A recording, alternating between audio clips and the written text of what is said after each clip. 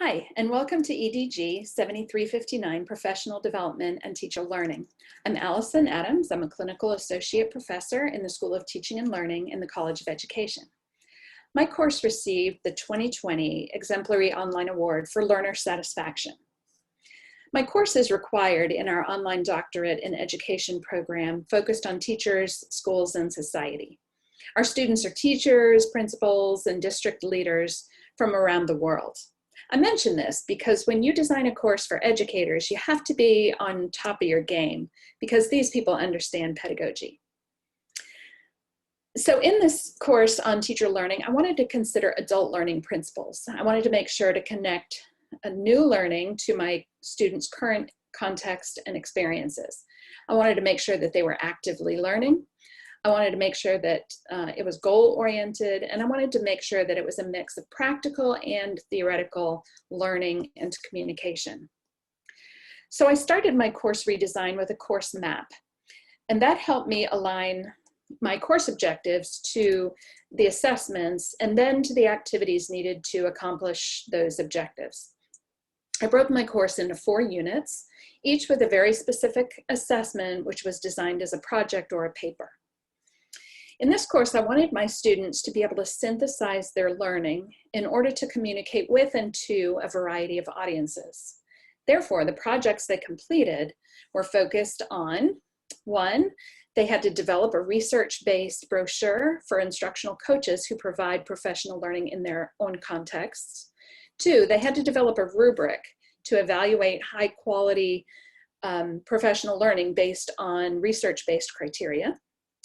3, they had to develop an academic paper to synthesize the empirical literature around professional learning in their own area of expertise. And 4, they finally had to prepare plans for 2 days of professional learning designed to address a need or a gap in their context. So for each unit, I created an overview video to help my learners understand how the design, how all the activities and the project would lead them toward accomplishing the objectives. I feel like this course map really helped me communicate how all the parts of the course fit together in the ways that my adult learners could appreciate. Another way that I worked on learner satisfaction was to conduct a mid-semester survey. I did this in Qualtrics, and I wanted them to provide me specific feedback on challenges they were experiencing or things that needed tweaking in the course. I didn't use the UF mid-semester survey because I wanted it to be very specific to my course design. So I did it in Qualtrics. But after reviewing the results, I made changes in the course. And this part is really important. I communicated those changes through an announcement to my students to let them know that I heard them and that I made changes based on their feedback. This step is critical because it shows students that you're listening and being adaptive. And of course, evaluations are also important, of course, but by then your students don't know if you've made any changes, don't know if you've even paid attention and read the reviews. So I only get to teach this course every other year. Because that's when our cohorted students need it.